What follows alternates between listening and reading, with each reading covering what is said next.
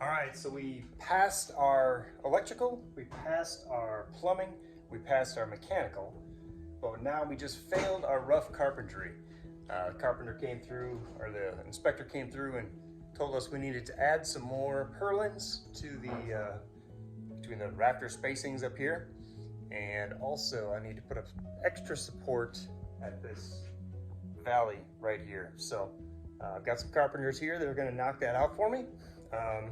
At the same time, they're going to take that plumbing that I did down at this bottom landing here. They're going to frame this out for me since they're here. So that's going to work out really good. But one thing that I do have to do is I need to fire rate this first floor from the second floor in this space. And by that, I need to basically put a piece of drywall underneath here to cap it before they build that down. So I got some drywall sitting outside. I'm going to cut some pieces and I'm going to do that right now. So to establish that barrier, I've got this one piece of drywall that's been sitting in my garage from when we converted that coat closet into a pantry. Got a little piece of drywall left. And I think it's going to be just the perfect amount. I got a 26-inch wide by 8-foot piece. I'm going to take some measurements in there, see what I need. I've got those big pipes coming through, so I'm going to have to mark them out on here, kind of split the difference, and hopefully I can patch it together where it all works out and we can get a nice solid lid all the way across there. All right, so that's the layout that I came up with. I just kind of drew it on the wall there. I'm going to have to go through and I dropped this electrical box. I have to pull the wiring back out of it so that I could fish this through a hole through the drywall. We're gonna have the drywall flush to that 2x4 there, or the 2x6. So we're just gonna pull that through after the drywall is up.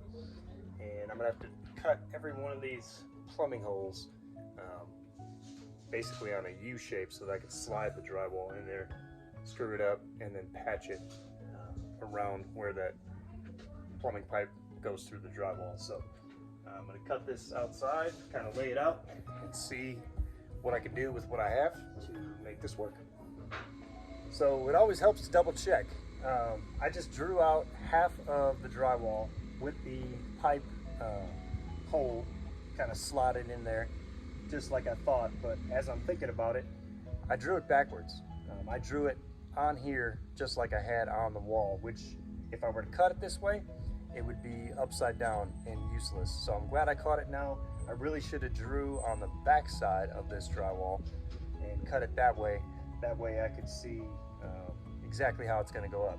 If I cut it out like this, it would be junk. So I need to flip this, put the void over here, put the pipe over here, and then I can cut it, and then I'll be able to fit this piece and see how it fits. But always helps to double check after you lay it out.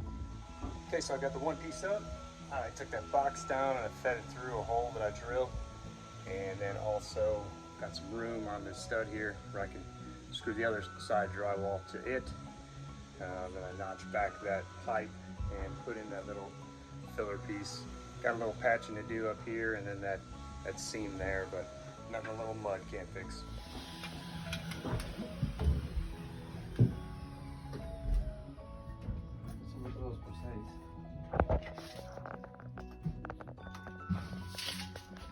Okay, so the carpenters left me with a really nice soffit. Nice little box here, finishes out pretty nicely. We're gonna have the drywall come down, step down, and come down to a lower level. Have the light in here. I gotta remount my box from this electrical here I had to pull through. I got a little bit of caulking to do around my piping going through this drywall to establish that fire barrier. But all in all, turned out to be a pretty good deal, pretty good soffit. Had to be done. It's part of the inspector's list. Also on that list was the additional bracing that was needed at the roof line, which they did at each one of these rafters. They've got a support going up to give it a little more rigidity on the roof line itself. Also over here, we got a 2x6 purlin coming across with more bracing there, and also another one going this way with some bracing right there. So the roof is very rigid, and it can hold a lot of weight. So when we get those huge snowfalls in Oklahoma, which we never do, but it's code, so code is code. We're gonna follow it, and we're gonna make the inspector happy so that we can turn this fail into a pass. The only thing left on this list that I did not finish is switching out this window. Now these windows are 7 weeks out right now, so I don't want to wait 7 weeks to start. Basically, I need the rough carpentry passed so that I can start filling in all of these walls and start putting drywall into this space to make it look like an actual living space. So I'm gonna call the inspector and see if he can give me a partial approval so that I can do just that. So I can start putting some rock in, putting the insulation in these walls, and kind of buttoning it up. So stay tuned and we will find out if he allows me to do that so that we can keep rocking and rolling.